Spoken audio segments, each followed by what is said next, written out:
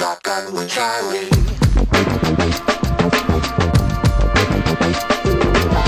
Riding shotgun refers to the practice of sitting next to the driver in a moving vehicle. The term riding shotgun came around after the time of the stagecoach, when somebody used to sit next to the driver holding a shotgun, in case they ran into bandits. My name is Charlie Cook, and I drive a lot. I like to talk to people while I'm driving, so I interview people in my car while I'm driving. Welcome to Riding Shotgun with Charlie.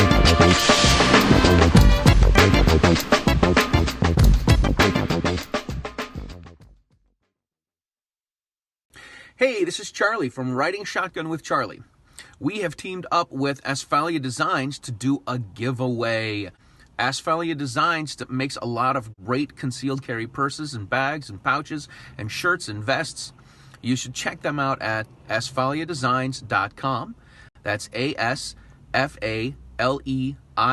designs.com. We're going to be doing a giveaway on January 28th, 2020. So please go to their website, click on the bottom right-hand corner where it says Bag Giveaway, enter your information, and get in the drawing. We'll see you then.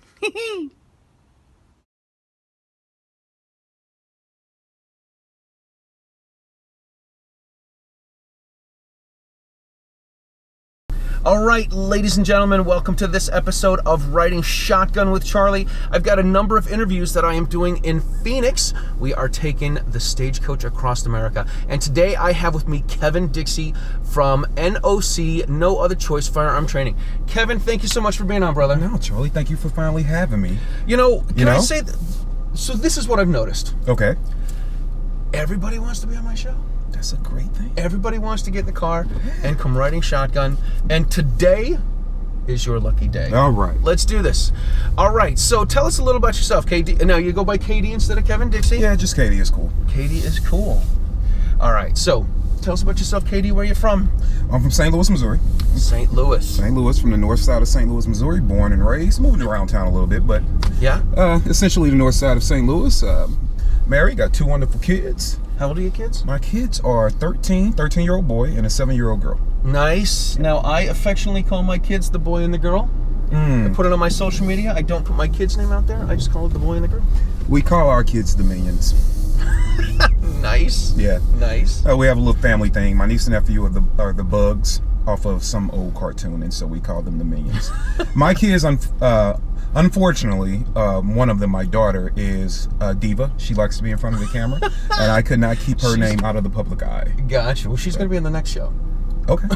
Not a problem. She would love it. She would love it. She would eat it up. Absolutely love it. All right, so you're a family man from St. Louis. Mm-hmm. How did you get into gun stuff? Well, How did you get to where you are? You know, my beginnings were a little bit different from most people. So now I could take you way back. I don't want to put anybody in a somber moment, but it is part of the story I tell. So my first interaction with a gun where I actually physically touched one, I was 13 years old. Buddy of mine, hey, come up to my house. I found a gun. Cool. Well, he didn't tell me what it was. He said, I found something. So cool. We run up to his house, and we're in his parents' room. We're digging around, and we find this little gun, and then we find some ammo, and then we take like 30 minutes trying to figure out how to get it loaded, and then we go on the back porch and we shoot it, and it was like, wow, that was pretty cool in a way. But I didn't realize exactly what I was experiencing until roughly a month later as far as the adrenaline. I didn't realize what it really was, and then I found out I was clinically depressed, and I associated the gun with suicide. Whoa! Yeah, kind of a unique beginning, crap. Right? So right out of the bat, man. Yeah, man. You know, but I say it because I like to be an example of people. Yeah. You know, and so from being acknowledged at 13 that I was suffering from that up until roughly 30, it was a real battle one way or another. But when I turned 21, I took a job at the St. Louis City Police Department in a division called Prisoner Processing. So when I got there, firearms training was obviously part of the job. Yeah. And that's when I finally got out. Now I saw all guns through my upbringing in the neighborhood, and we saw guns all the time. But it wasn't the right way to learn. So I tried to stay away from the street guns, as I call them. Okay. And then when I got to the police department, you know, I walk in this building and I got these 5 stern gentlemen standing there, and they're stone-faced, man, and they're like, sit down. I'm like, all right, but I'm salivating because I got like 70 guns in this room. I'm like, oh, this is awesome. And, you know, they took me out there and they started teaching me how to shoot, you know, if we can pass the qual test. And I'm like, yeah, but why does it go bang? And they're like, what? You know, I'm trying to teach your son. I'm like, yeah, but I'm trying to learn. So why does it go bang? Why is the thing moving? Why do I hold it like that? How fast is it going? I was really curious. Like with everything. Yeah, so it's like, well, I went from being the annoying student in class to the instructor being like, okay, come back later and we can talk. And so I became a stalker of our firearm instructors. Yeah. And from there, it just took off and it bloomed. I spent years doing nothing but listening and learning, and then one day I said, all right, I think I'm ready to start teaching. I thought this was a road. Sorry. Yeah, it's definitely not a road. It's definitely not a road. This is why I need directions. It's the water treatment plant. That's what it is. We're not treating any water. That's all right. So you're stalking the instructors to get more information? So, you know, roughly a couple of years later, I started teaching very basic, nothing, you know, extreme. And the reason I did that is because the environment that I was in and what I was able to see every day was that we had, you know, movies are great, and sometimes they just sell fantasies, but sometimes they kind of give a great depiction of reality. Yeah. And I worked with real life monsters. These are the murderers. These are the people that you see on the news. These are the serial rapists. These are the serious drug runners. I'm not talking about, you know, petty drug runners. These are the real serious people. Right. And so from being in that environment, I was like, man, you know what? There are people that we have to be able to defend ourselves against. And then turn around and you had good people making bad decisions, right? So self-defense is anything but common sense, and I've been saying that for years.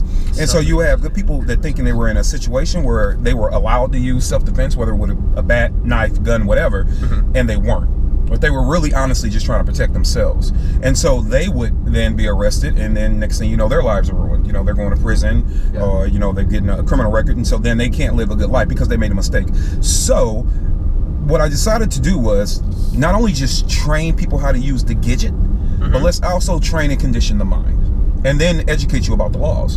And thus, no other choice was born. Make sure you're at a point of no other choice before you ever place a negative impact on a human life, even if they deserve it, as long as you are not allowing yourself or another innocent person to be harmed in the process. Extend God's grace and mercy to others as you will want extended to you. That's a mouthful. Yeah. Yeah, man. Took a lot of thought. I think things out. That's a lot of, like, there's a lot in that sentence you just said. Yeah. Yeah. But it's a lot of responsibility carrying one of these things around too. It completely is. And we're here in free America. Yeah. Now, not getting too far away, Missouri's free America too, right? Yes, it is. All right, cool. We'll come back and hit that. So where did you go from there? When you started teaching people, did you start a business? You take some friends out? Yeah, so it started off with, you know, now I'm going to be honest here on the show, all right? So at first it did. I definitely started just training friends. It was like word of mouth thing, like, hey, I got this buddy that can teach you. Yep. A lot of cadets that were coming through the academy, you know, that had never picked up a gun before, you know, taking them out, kind of informal, like, hey, let me just get you prepared for what you're going to experience. Yeah.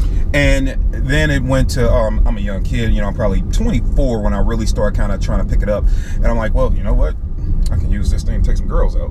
You know, like, you know, I'm a kid, you know. Well, so I'm like, hey, you want to go to the range? And they were always like, yeah. So I was like, first date, gun range? Never did that before, have you? And so it started there as well. Right. So this is before like Tinder and stuff, right? Yeah, this is well before Tinder. This is when you actually had to talk to people. You had to talk to people. Yeah. Yeah, that's always interesting when you ask a girl out to go shooting. I always got to put to go shooting. I used to say this, that when I got into gun stuff, I was married. My kids were young, and I became an instructor. And I say, you know what? I'm married. I can't date anymore, but I can take anybody to the shooting range. Okay. Okay. All right. Not that I was dating women when I was married. I was taking them to the shooting range. All right. So you're starting to take the new cadets, take some chicks out. Yeah, you know, and then from there it went, and I constantly learned too. This wasn't a guy that thought he knew everything. Yeah. So I was constantly learning myself and studying and reading and dialoguing and working with other local instructors and you know, police officers, and then it led to this boom. And now what I was doing simultaneously is I was doing a lot of mentoring and work in my neighborhood. Okay. And so it was also taking people out, because what I noticed is in the right conditions, under the right settings, guns can relieve stress. You know, the action of shooting, you know? Absolutely. So I was like, wow, that's cool. And then I realized that was actually a therapy for me, dealing with what I was dealing with. Guns became a therapy. So it's like, cool. So I would take guys with, without minus the criminal records that didn't have those kind of problems that I knew were like me, and even kids that I knew, and I would use guns as part of the mentoring. But I would use the gun as a carrot and saying, hey, if you want to do this, we have to take these steps to get you to the point to where you can do this and do this right. And so they guns helped out with getting people into aiming for the truth, which I know we'll touch on. It helped with getting people in for that. And from there, it just bloomed, man. And then one day, just around 4 or 5 years ago, one day I decided to cut on a camera. And I decided to start talking. And when I decided to start talking, then people decided to start having me out. So I've had the pleasure of training with some of the best instructors in the world around this country. The Buck Doyles of the world, the James Yeagers of the world. I get to lollygag around with the Rob Pinkases of the world. And so and not to be remiss of anybody. I've trained with a lot of great people. Going out with Steve Fisher here in a few weeks from this interview, and also I've been afforded the ability to show up and train other individuals, all across the country. So it's humbling for me, from a kid from the inner city of St. Louis, that started one of his first teaching lessons off in his living room, just trying to get people up to speed, and all of a sudden now it's like, we want to travel to you, and then we want you to travel around to teach us. So I'm very humbled by that. That's awesome. And you said what, 5 years? Yeah, when I decided to cut on the camera. Yeah, not even that long, man. Probably more like 4. Wow. Yeah. That's incredible, man. That really means that you have an incredible message. We're not using our blinker here. You've got an incredible message, and you get it out. Oh, they're not using the blinker either. So no, they're okay. not. That you've got a great message, and you're getting out to a lot of people. Trying to. Cool, man. Stuff in Missouri. Missouri was not always a constitutional carry state, but you guys are now. We are now. Now we have to be careful with that. Okay. And it's a lot of innuendos to get into when it comes to that conversation. However, we are going in the right direction. Missouri's always been a pretty good gun state. Now we are definitely arguably in like the top 3. We've gotten a lot better. We're doing a lot of good fighting there. We got a lot of great programs, a lot of great people on the ground doing a lot of great things. So our version of constitutional carry is a little tricky. Okay. So, and it really boils down to the fact that we still have permits. You can still get a concealed carry permit. Yeah. There, actually, you can get, I believe, 3 to 4 of them. And the only thing that's different is the length of time. We have a lifetime permit, 25-year permit. No, lifetime, I believe, 15, 10, and 5. I believe, if I'm okay. The only difference is how much they cost. How much they cost, and reciprocity changes. So I believe our 10-year and the ones above that. Our 5-year is the only one that has very good reciprocity. I don't believe the other states like the way that we conduct ourselves when it comes to issuing the other permits. So they're cool with our 5-year. Wow. But they want people to renew every now and then as far as other states go. So they're like, keep doing background checks. Make sure you're still on up and up. Exactly. So I think that's the biggest problem with them. Now, with our laws as far as constitutional carry, yes, you can open carry a firearm. You can carry a firearm as long as you can legally own one. You can basically have it in your possession. However, with the permit and without the permit, different things that you do can change. Like, so different counties and different counties and cities can still put ordinances against you if you're not protected by the state permit. So we haven't quite got there. It's a work in progress. We couldn't just come for the whole gauntlet. We have to just get a version of constitutional carry. Now the goal is to extend it to where it's true constitutional carry. But we crawl before you walk. You have to just get it in there. So we're working on it. I'll be honest with you though, I'm kind of torn on it. I've always been torn on it. So I'm a person that's about responsibility. I don't like rules. I just like for people to naturally be responsible. Not a big fan of a lot of laws. Just not. Yeah. But I would urge anybody, and I tell everybody, like, I get it. It kind of sucks that we say go get a permit, which means you have to sit down, you have to pay money, then you have to pay the government some money, and you have to get an ID to give you a permit for what your rights are. Right. Totally get that. That in the grand scheme of things, that's not cool. The other flip side of that is, hey, you know what? There's nothing wrong with training with your firearm. You do have to know what you need to do. Exactly. Like, you have to know which end's the business end. You want to know how to load it and check it. And I have people in the classes I teach. I have people, and I have people that are complete beginners to get their license to carry, and they come in all the time. They're like, okay, so where's the safety on a revolver? Oh yeah, there's no safety on a revolver. There's not a safety? No, we don't want one of those. There's no safety? No, not a safety at all. Okay. And then you show, hey, listen, there's a really heavy trigger squeeze that kind of acts as a safety, but we still follow the 3 safety rules: safe direction, finger off the trigger, check and make sure it's unloaded. And it's good to know about all this so that you can be safe, not hurt somebody. Absolutely. Honk if you love something. Oh, it's a car wash. Car wash. Yeah. I love a car wash. I'm always skeptical about the fundraiser car washes, though. I've had a couple of cars washed, and they just didn't look right. Well, just saying. We're skeptical. Right. It's more just a donation. They'll wet your car down, soap it up, and rinse it off a little bit. True. So that's all right. This is what kids got to do. You know, got to get the band to go to the marching band competition in Florida and stuff. I like the fact they're trying to work for the money. This is good. In the grand scheme of things, that is good. Yes. That is real good. What kind of certifications do you have? Like, is in order to teach a class in Massachusetts, there are certain classes that the state accepts for getting a license. Do they have anything like that? In Missouri, I use for teaching and qualifying people, I have a couple of NRA certs, pistol, rifle, inside, I believe, outside, a couple, one or two others. So, but the one that the Missouri requires for teaching what we're talking about right at this very moment is the pistol. Just the NRA pistol, that's the one that they recognize, unless you have post-certification training from our state, which anyone can get, which I believe is, in my personal opinion, is kind of you're spending the money for nothing. I mean, you're going to pay hundreds of dollars to do that when I can just pay $25 over here and do the same exact thing. Right. And if when it comes to officially training law enforcement, the great thing about it is if they're trying to get post-certification, which goes toward their credentials, then there are other places they can go get that. I'm not going to be able to compete with the large facilities that do that, where they can house 20, 25 small tactic units. They got shoot houses and all that. My finances my money doesn't stretch that far. Right. So, when they want to get training, they can still come out to me and I can still get them geared up to go do what they need to do. That's cool. Yeah. That's cool. It's nice to have small groups. A little more intimate. You can do a little more hands-on with people. Yeah, absolutely. And I've had classes up to 40 folks. I mean, I'll get people to come out and train. But the small intimate groups, I'll tell people, I love, as a business owner, right? You like to look at those images of a stacked class, right? Yeah. To the rafters, like look at all these people. And then at the same time, when you think about retention and learning of the student, it's kind of like, man, 6 will be better for the student. 6 would be better for the student, but you know what? We got bills to pay. Yeah. We got rent. We got a mortgage. Yeah, absolutely. Yeah, there's a fine line. There's definitely a spot where there's too many people. Yeah, so I try to keep it down. My classes, depending on what I'm teaching, but when we step past concealed carry, if we're starting to do I call my courses evolve, because I look to evolve the student as a performer with a firearm. That's cool. So if we're doing an evolve 1 class, I like to have that, right around no more than 12 people. Like that's like where I'm comfortable with making sure I can still teach you. And as those step up, I like to step the numbers down. So when we get to evolve 2, maybe 8.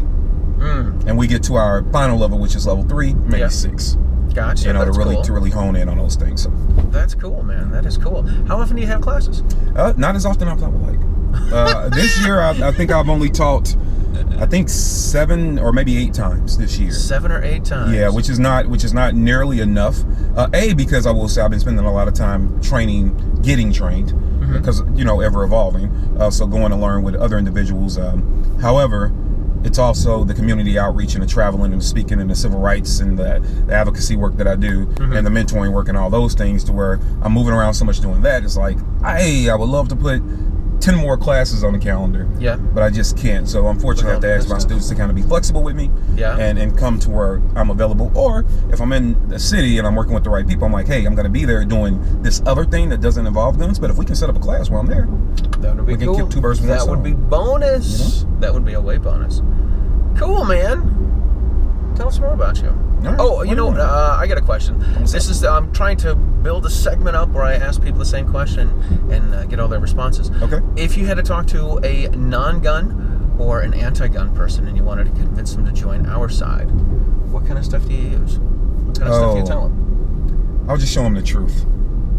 Just show them the truth. Just show them the truth. So, have you seen my truth guns? Yes. You just came out with these last year, right? This year. This year. Yep. After SHOT Show, right? Yes. So the truth is what I would basically use. Now there's different ways to disseminate that information. However, the truth is what I use. So I don't like theater. I don't like selling people on fallacies. I like just telling them the truth. And then obviously I will put my own footprint on the truth.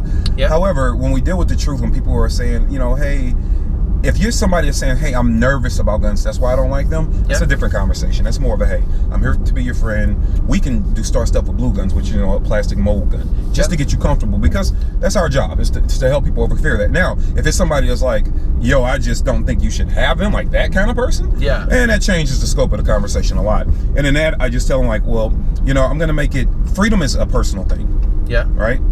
You know, your rights are personal, that we should hold them near and dear, and I do hold them personal. So when you look at the history of this country, even before the establishment of this country, we've had gun laws. Gun laws were primarily focused on black and indigenous people, but blacks more so than indigenous, and then they went down to the Chinese and things like that.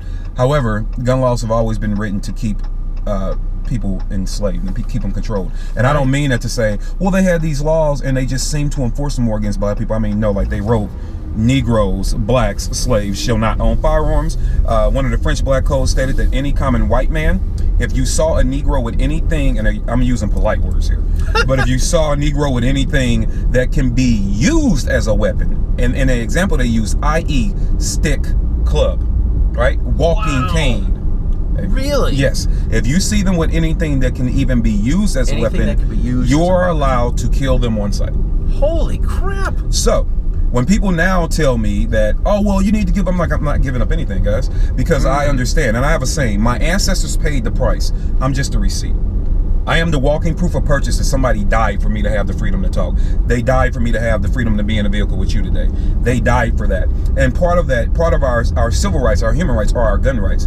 And anytime somebody wants to deprive you of a thing that's conquering you, it's a reason they don't want you to have that thing. All right, it's got to be a reason behind it. Otherwise, why is it a big deal? Right. And so when we walk them through history, and you know, like recent history, you walk you through Tulsa, Oklahoma, 1921, and that's where a town where 350 per the record books, we historians believe it's closer to 500, but 350 black individuals were slaughtered in a little town called Black Wall Street, or Little Africa, by the white mob over a misunderstanding. But they went through and they slaughtered 350 people in less than 24 hours, and no criminal charges pressed.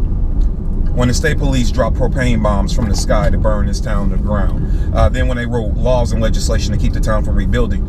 It's very hard for you to come to me and tell me about giving up something when less than 100 years ago, towns like mine that looked like people like me were still being wiped off the earth and people weren't even being arrested for it. That is some crazy stuff, man. Yeah, man. That is some crazy stuff. Our buddy Ken Blanchard has a great saying that I love. Anyone that gives you a gun is family. Anyone that wants to take a gun is an enemy. I like it. Straightforward and simple. He's the man. Oh, yeah. He's awesome. All right, tell us more about you, man. I love everything that you're doing. I love the way that you say it. You've got a great way that you present everything. Thanks. Which is awesome. It's really good. The other thing that I do a lot is my community outreach and doing things. So I run a program called Aiming for the Truth. And it's a non-for-profit program. Cool. And Aiming for the Truth focuses on aiming to kill the roots of violence. Aiming to kill violence at its roots. So what we do with Aiming for the Truth is want to address the environmental factors that are causing people to be violent. Take any object out of the equation because it doesn't matter. What's causing the person to be violent? Yeah. So we the first thing we're going to deal with is mental health. I'm going to talk about that. And I'm not a therapist. I open up the conversation. Like I opened up this conversation. Well, how did you get involved in guns? And I tell that story. Well, when I tell that story, and not just about the gun, but when I tell that story about what caused that, like what caused me to get there, a kid that's been bounced around in foster homes, born to a 13-year-old mom, tossed in foster homes, no father, raped and molested. We go through all that. You go right down the checklist of all the bad things that happen. Yeah. And some people have all of them. All of them. Or even if they only have one. Right. Yeah. And then you wonder why all this stuff doesn't happen. Yeah. This is you're obviously a good father. I got divorced about 10 years ago, and I had a friend of mine tell me that she's like, whatever happens, just be a rock. Just be a rock for the kids. And that has through good times, through bad times, that's been something that was huge to me, and I have my kids 50% of the time. My kids are great. You got to be a rock for them, because it's not. To me, the reason I have a gun is not. It's not for all the gun stuff. It's not for all the cool stuff. It's not for anything. I have a gun to protect my kids. That's it. That's it. Me and my kids. That's all. What I like to say is, I might wear tights, but I'm not a superhero. Gotcha. except for the boy and the girl. That's it. These are the only people that I need to be able to protect because they're my kids. They're my responsibility. And of course, of course, you want to be involved in your kids' life because they're your future, and they're the ones that need to keep that you need to keep it together for and keep some sort of healthy, functional family, so that all of that stuff doesn't happen. Exactly. And that is that's a huge problem. A huge problem in the world today is people not raising their kids right, people not sticking around for their kids. That's ridiculous, man. Yeah, we have to change it. So with that, that's why I open up and talk about some of the things that can cause mental health. And a lot of times mental health is people like, oh, nothing's wrong with me. Well, yeah, you're angry. That's a problem. You know, like you're always angry. So we help people deal with that. And then one of the big things is helping fathers get back into the households. Mm-hmm. And so I did a program with the NFL that was started by Tony Dungy. And it was called All Pro Dad. And I took the footprint and put my own spin to it, but I was hosting it under their name. Now, I went to the local school for a couple of years, and we put 70 fathers back in the household with the kids. Right? Wow. And look how many problems we're solving by doing that. Absolutely. Right? Absolutely. So, helping give dads the tips that they need and the tricks of the trade to be active fathers, and how you can make 10 to 15 or 20 bucks stretch, you know, and how you can really love your kids and some of the things you should say. And it was great because the fathers, they listened to that, you know, and they wanted to hear that, and they were met with love and affection, and not just, oh, you suck. You know, get involved. And it was a different way of delivering the message. So Aiming for the Truth help deals with that too. And then employment and employment skills, right? Because I got to make sure, or try to make sure, that certain people that were deprived the information of even how to tie a tie, or how to write a resume, or what is a resume, you know, right. But they can be gainfully employed, or even if they make mistakes in their life, how do they, you know, prepare themselves for the best chance available going forward. Mm-hmm. And so we help them out with that.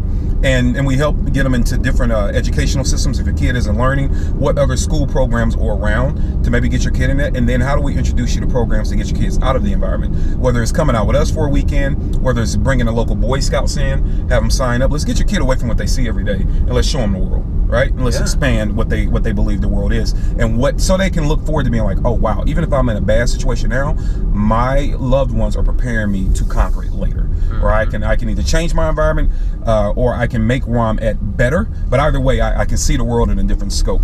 So we help do all those things in general, mentoring and outreach, and helping in any way we can through Aiming for the Truth. So I spend a lot of time doing that, subsets of that. So we're actually coming back down to Phoenix next week with the lovely Todds, Cheryl and Danny. And you need to check them out. I have an episode of Riding Shotgun with Charlie, with Danny and Cheryl. No, they're great people. They really are. They really are. And so they're opening up one of their facilities to me, and we're going to have Aiming for the Truth at their facility.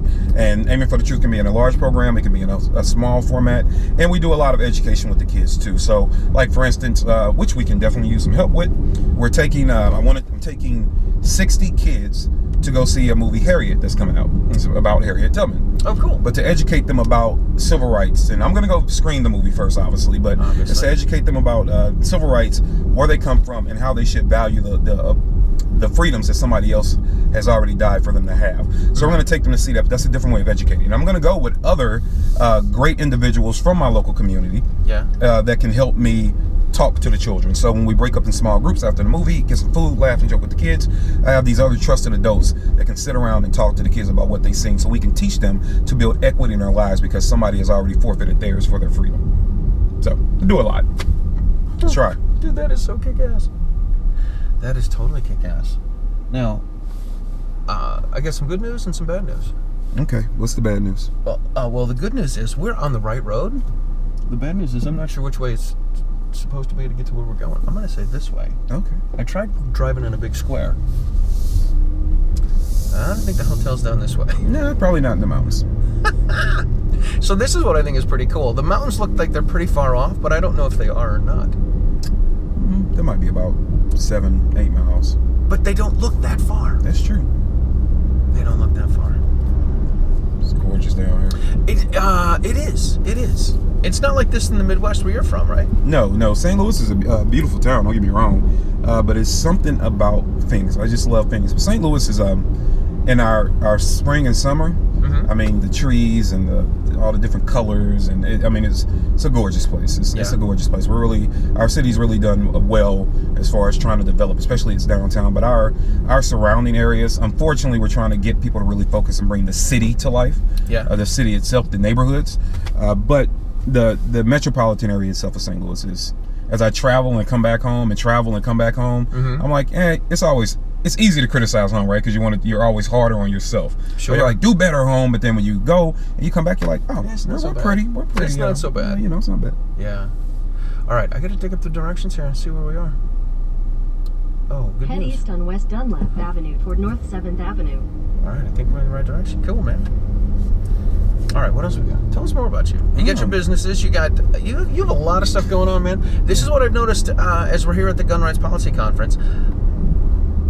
All of the people I talk to, they all have a lot of stuff going on. Yes. A lot of stuff going on. Yes, I think that one of the beautiful things is when you look at the opportunities we're afforded today, even when you take the people that are at the conference, we all come from different backgrounds. We all have different reasons for doing what we're doing, but we are also wise and willing enough to sit down, have these type of conversations to see how we can all be part of one great movement forward, even if we have different things that we do that distract us and pull us in other directions. But one thing I can say about this community in general, the people that are on the forefront, is they're all trying to do great things, exceptional things. I do believe that the gun community as a whole, and I hold everybody accountable, and I say it with love, needs to be challenged to do more to support it, though. Because we run out of support. And as with anything, because we'll say people on the opposite side of freedom, I don't do political party lines, I just say on the opposite side of freedom, those individuals, one thing you have to credit them to is they're very well organized. They are, you know what? They are well organized. All right, we're on the right way. They are well organized, and here's what lets you know that they're well organized. As soon as something bad happens, bam. They've got shirts, they've got signs, they've got places, they've got people. They're going to protest. Like, how does all this happen? Yeah, because they're reactive in a sense, but they're already thinking about how to react as soon as something happens. They're already prepped for it. Right. Like they know, like, ooh, this is what we can use. So we're just waiting on it to happen, and then bam, we'll pounce on that opportunity. And on this side, ooh, rims, shiny things. Right. SOS. Yeah, it's obviously. I just bought. You see that if you're at the top row, like kind of toward the left, see where that black rim is with the red going through it? Then it's got the chrome and it looks like right next to it. So I just bought a set of those for my truck. Oh my god. That's funny. That's too cool, man. I wonder if theirs are cheaper. I might be mad if I find out. Well, okay. You come back next week. You know what you could do? Not that I would encourage you to do this, but you could buy these, take them back to the other place. You know how much shipping would be on that, Joe? Yeah, that would suck. That would be bad. You can't put those on the plane. No, you can't. Not going to fit in your carry-on. No, I should try though. Maybe I'll have 4 different people carry it. Right. But we're placed in a position to where we have to do better with organizing. Like, I tell people all the time, like giving back to kids, and part of what we do, even with Aiming for the Truth, is educate about why your freedoms are important and why you should be responsible with guns when you get to that point, things like that. But man, we've been running that program for 3 years, and I think as to date, we haven't even hit $4,000 in funding. Wow. So, so I've come out of easily $25,000-$30,000 out of my own pocket to make sure that I'm able to move around and do things. But when people hear it, they're like, oh, that's great, that's awesome, that's what we need. We need to be able to educate, we need to be able to do this, we need to be able to do that, kill it at its roots. Awesome. Oh, nobody's ever thought of that. Cool, great, do it. Oh, and it reaches everybody, because I can take my program into anti-gun. It just goes in and does the right thing to kill violence. And then with everything else that I do, I'm like, yo, we could really, yes, please. And people are like, yeah, I love it. And they're sharing the post, and they're everywhere. And I'm on all these interviews and podcasts and national TV and all this stuff. And I look at the count and I'm like, okay, awesome. I even have a rule when it comes to working with gun companies. Yeah. So the reason I even tell people, hey, at least support the companies that you see me talk about, because the only way I will have a long-term relationship with any gun company, product maker, a long-term relationship, is if they support the Aiming for the Truth mission. Gotcha. If you won't support the non-community, and my thing is, oh my God, you going the wrong way? Yeah, you want to turn you around? I'm like, wait a second, I don't remember this. This doesn't look anything. Yeah, the only way that I'll support them to make revenue and money is if you can tell me you'll support the people that you want buying it. So if you can be successful off of them, I need to know that you can at least help feed their kids. Right. You know, so it's all kind of reasons to support me and all kind of reasons to get involved. That was close. Ooh, look at that pink. What is that? Ooh, I don't know. That's a nice car. That's a pretty wild car. So you get them to support you by getting you out. Do you have a this is a dumb question. Do you still have a day job? Are you still a police officer? No, and I was more of essentially my job with the police department was more of I think around the country you call it a jailer. I think it's the more proper term. A jailer. A jailer. Okay. I think we didn't call it that, but I think around the country that's kind of what the position is. Yeah. And do I still do a day job? Yeah. So I still pull off a regular 9 to 5. God bless you. Can I ask what you do? You don't have to share.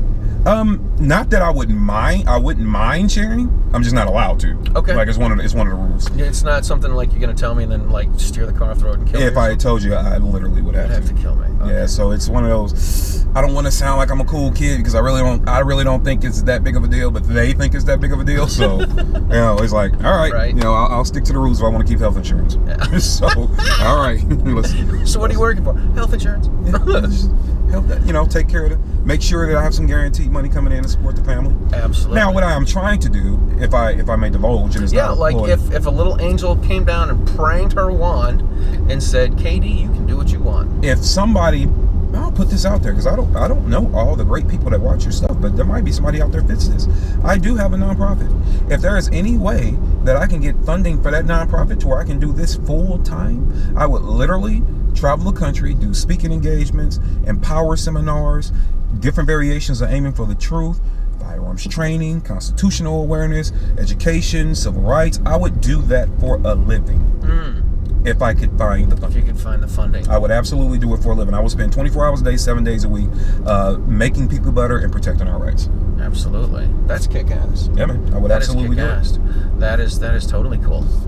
I think you're working your way there. I'm trying to. And now I have to be, besides the funding, which is a problem. And so, and I said that in case anybody that's listening is like a fantastic, awesome grant writer and you know how to really go after those grants. And I already got the non-for-profit status. And so that's what you need. And you can get busy and you can go after that stuff. Mm-hmm. Hey, I know all the contact information will be at the end of the video. Shoot me an email. Call me. Bam. I know there are a ton of smart people in the world that know more than I do. So I am always willing to listen, but I like people that are active. I like people that are doing something. I don't like a lot of conversation. Gotcha. Don't call me or email me if you're not serious. Let's get busy. We'll put all your stuff in the show notes and the YouTube description and put it all out there, man. Yeah, I appreciate that. Kick ass. What else? We're only 5 minutes away, I think. Okay. I hope. Okay. Yeah, you got something to do in 17 minutes. Yeah, I gotta catch some of the other people. So this has been a great weekend for me, and I know it's just getting started. I've had so many people like you. They're like, "Hey, when am I going to be on the show? Hey, when am I going to be on the show? When we're here, why don't you interview me now?" And I'm like, so I have so much juice in the batteries and so much space on the memory cards and so much time in the day, and I still like to hear all the people that are speaking. Which it's a lot too. It is. And then someone's like, "Hey, let's go hang out. Let's go here. Let's go out for a burger." I'm like, I gotta get up. I got stuff to do. Mm-hmm. And it's great. I was we were talking last night, and I'm like, all right, I gotta go. I gotta get some sleep. And I felt bad because I'm like, all right, I'm telling these guys I'm heading out. Good to see you. We'll talk to you later. Have you on the show. And then I walked 15 feet away, and people are like, "Hey, what's going on?" I'm like, "Nothing. What's going on?" "Hey, well, let's hang out." Okay. You know why I really laugh at that? Because I like to welcome people into my world. And I think I teased you when you were like, "Hey, I'm going to go to bed." I'm like, all right. And 30 minutes later, I turn around and you've only like 10 feet from me. Right. Yeah, so you thought. I'm like, I hope they didn't notice me because I didn't go to bed. But you know what the cool thing about that is, though? We're trying to get some sleep, trying to get a little private time, out of the camera. I just want to go relax, so I'll get energized for the next day, get prepped for the next day. Yeah. Because obviously you have to prep, you have to organize things, you have to think it out, you have to plan it out, and then you have to go to sleep. But your brain's running, so sometimes it's hard to get to bed. But I will say this. I think I'll speak for you when I say this. It is cool to be around people that want to talk to you. The coolest. Yeah. Yeah, it really is. It really is. And I'm finding the more that I do these shows, the more I come to these events. Everyone says it. I say it all the time. I never believed anyone until I went to my second GRPC, because everyone says it's a family reunion, and I'm like, I understand, but I don't get what you mean. And then you follow all these people on social media all year long, and I know people dog social media, but you follow them on social media, you see all the stuff that they're up to, and then you get a chance to hang out with them for 1 weekend a year. Yep. And it's, hey, let's catch up and let's do this, and it's just nonstop. And then you walk, like you said, you walk 10 feet away, and then someone else is like, hey, and it just keeps going, man. Yeah. I love it. The gun community is, they really are a tight-knit group of people that is encouraging for what everyone's doing. Like, I love the stuff you're doing. I love the stuff that I love the stuff Derek LeBlanc is doing with the Kid Safe stuff in Oregon. I love so awesome. Cheryl and Danny Todd are awesome. Like, there's not one person that's not awesome that's out here doing all this stuff. Yep, and those are the people we need to highlight. And you know something else I'll say to the audience here? Do yourself and everybody else a favor. I understand, because I am one of the people that love all the cool gun videos. I'm a fan of good videos, so I'll watch it like everybody else. Yeah. But do yourself a favor. Some of the stuff that doesn't, the post that might not be so cool as far as all the dramatics and the cool, shooting and stuff, share those posts too. Because people also need to see that although the gun part is awesome, but there's a lot of other things that go on that can help preserve our rights. Because if people can see more guys like Derek, doing Kid Safe, like I love his post.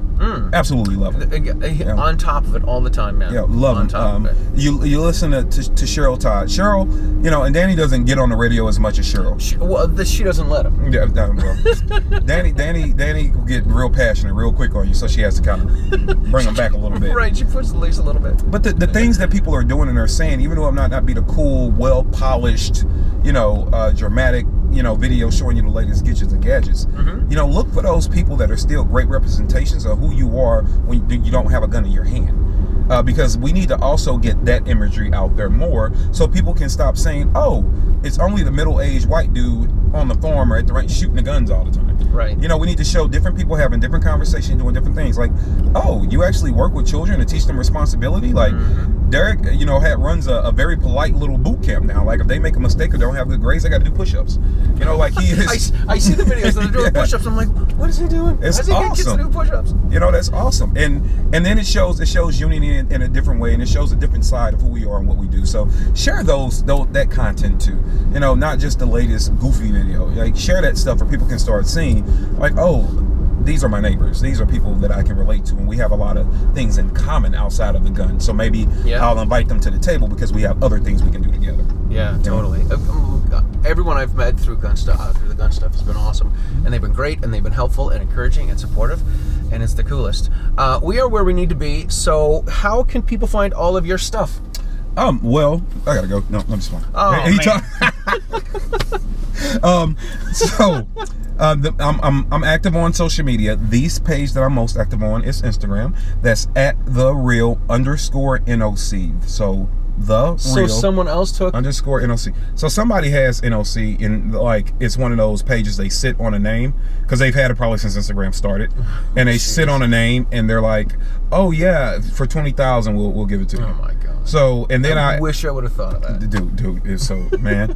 But I used to be called NOC Firearms Training on Instagram. Yeah. Well, I was kind of ahead of the curve. About a year ago, I kept thinking, I was like, you know what? Firearms. They're already starting to mess. That's what they're already starting to mess with us and ban and stuff. And it's like, I need to take that out the title. I need to take firearms out of the title. Because people are going to, if they read firearms, they're going to think they're only coming to look at guns anyway. So that's one thing. And then two, the algorithms and the powers to be are going to limit it because it's firearms in the title of the page. Gotcha. So for those reasons, The Real NOC. So that's why I changed it. So it's _NOC. You can also look up Aiming for the Truth on Instagram. And you can look up KD of NOC, which is going to be a page where I'll start putting out more of fatherhood advice and more stuff like that. Yeah. So if you want to look for stuff that's non-gun related so much, then please go to that page, because that page is going to talk about us as community members, as people, as fathers, as people that work hard. How do you deal with the stress of that and things like that? So we'll get more into that. And it's the same across all the platforms. So whether you're on Facebook, Instagram, or even YouTube, it's The Real NLC. So if you look up that, you'll find everything on any platform, including Twitter, which I don't know what I do when I tweet. I don't know what that. I'm trying to figure that thing out. I mean, I thought this way for a long time about Twitter, but it really just seems to be a place for people to argue. Not that they don't argue on all the other stuff, but Twitter really seems towards people just jabbing each other. Yeah, it's probably why I don't poking each other. It's ridiculous. I don't get into it. And then our website, which is being reconstructed, but we'll have it up in a couple of weeks, is northernchoice.net, and that's where you can find a lot of great information as well. And am I okay to say the nonprofit link? Absolutely. If you are willing, if you can, I know money can be a challenge for a lot of people, including myself. But if you you got $5 laying around, a couple of different ways you can help out with the missions. Look at it on social media, because I'll put the stuff up there, what I can. Some of the stuff we do with people is personal. So about 75% of it. So I don't want them to feel used. Sure. And I don't want to violate their privacy. Absolutely. So we don't put a lot of that up. But if you want to help with the mission, and you can see some of the things that we do on those social media platforms, it's GoFundMe/Aiming for the Truth. So GoFundMe/Aiming for the Truth. And you can also become a Patreon, which I have to change that name. I'll get to that in a second. But Patreon.com/NOC Firearms. So Patreon.com/NOC Firearms. And since it's not for profit, all your contributions are tax deductible. Boom. So it's a benefit for you.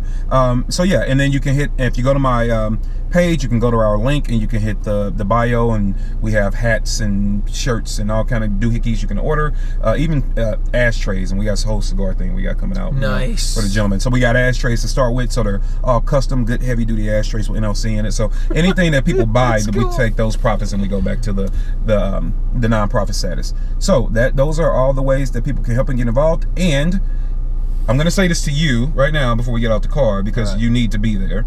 And I'm going to say it to anybody that is an advocacy, media, podcast, a firearms instructor, you got a certain segment, you got a small gun club. As long as you're doing something in that mix or along those lines, I would like to invite people out to the NLC, the second annual NLC Train and Learn event, which you didn't come to this year. You should have, but I'm going to challenge you to be there next year. All right. When is it next year? It is Memorial Day weekend.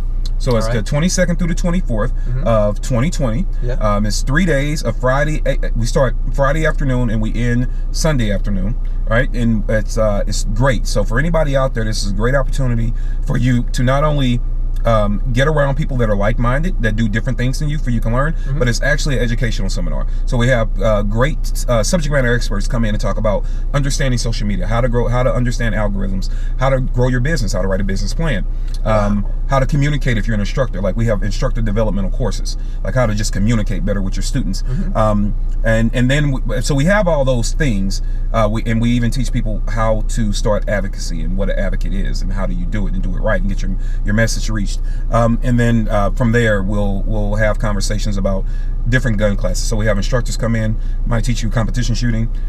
We did vehicle tactics courses. Wow. We're going to do long range shooting next year. And so you'll move in groups and you'll learn, like speed dating with instructors. So you get to learn all these things that are both can help your business, can help you make connections. And then we can actually discuss the guns. You get a chance to shoot. We're gonna have laser tag, bumper cars. We're gonna do a lot of fun stuff next year. It's gonna be really awesome. And you'll have celebrity instructors actually coming in. And as far as content, right? Like you do a great show. You'll have roughly 50 or 60 people there that might want to be on the show with you. More batteries, more memory cards. More batteries, more memory cards. And if you're looking to collaborate with everybody, I've had the average person that came this year left with roughly 6 months of content. That's how much content is there. That is so incredible. We set it up for you, and you get to do all that stuff, 3 days of that, and we're going to feed you twice, and you get to do all that for 3 days of training with all these great instructors, with all these great teachers, for $250. Whoa, are you kidding? $250. That is a deal. Yeah, it's a real deal. So, train and learn. Go to my Instagram page. It's right in the bio, man. Sign up for it. Don't wait till the last minute, because last year we sold out. And we were supposed to end it at 10 people. It went to 15. Then we said 25. And I told Ken Scott, who really helped me last year, I was like, look, we're ending this thing at 40. That's it. I'm not doing any more. It got to 40. And then we had to extend it out to 50. Man, so that is awesome. Yeah, so next year we're anticipating at least that number, if not more, but we're prepared. So we more than quadrupled the size of where we're going to house it at. So people, I encourage you, come learn. It is an industry first. You get to come. It doesn't require numbers. It didn't require anything that's going to prohibit you from coming, because my belief is if I can at least facilitate people learning better, then they get better, they grow their audience, they mature their audience, they're more efficient at what they do, and it helps everybody. Because if you're great at what you do, you help me, even though if it doesn't seem like it. Because now you're educating people, you're showing people a different side, you got a different platform, you do different things. So in the grand scheme of things, what you do helps me, even if I'm not anywhere around you, right? So that's the whole thing. So anywho, I know we got to go. I should have asked this 10 minutes ago. Yeah. Come to Train and Learn. Get in Train and Learn. Sign up, people. It'll be awesome. It'll be great. You should do it. Totally do it. Awesome. All right, listen, check out Riding Shotgun on YouTube, on Apple Podcasts, on Spotify, on iHeartRadio. I got an IG, I got a Facebook account. Also, check out the Self-Defense Radio Network, sdrn.us. It's all of your pro freedom podcasts in one place. KD, thank you so much, man. No, thank you, man. It's an education hanging out with you and having you on the show, and we will see you guys next time. Peace out. Gotta go. No, I'm keeping messing with you about hopping off this car. You shouldn't have told me that. I shouldn't have. All right. We'll see ya. All right. Peace.